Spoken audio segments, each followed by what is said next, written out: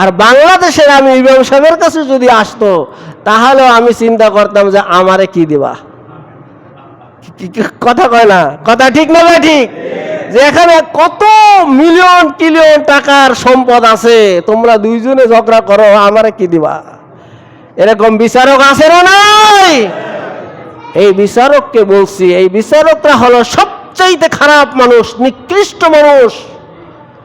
তার কারণ হলো বিচারকদের জন্য অনেক সমাজে যুগ যুগ ধরে ফিতনা লেগেই আছে, আছে না নাই?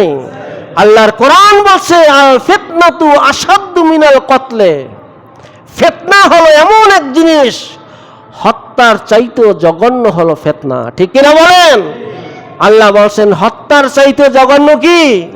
ফিতনা। আর ফিতনা যারা সৃষ্টি করে তারা হলো সবচাইতে বড় ফিতনা, সমাজের সবচাইতে বড় নিকৃষ্ট মানুষ। যদিও সে হাজী সাহেব হোক না কেন, ইমাম খতিব সাহেব হোক না কেন, মসজিদের সভাপতি সাহেব হোক না কেন, বড় মাদ্রাসার প্রতিষ্ঠাতা হোক না কেন, সে সমাজের সবচাইতে নিকৃষ্ট মানুষ। মনে থাকবে কি থাকবে না?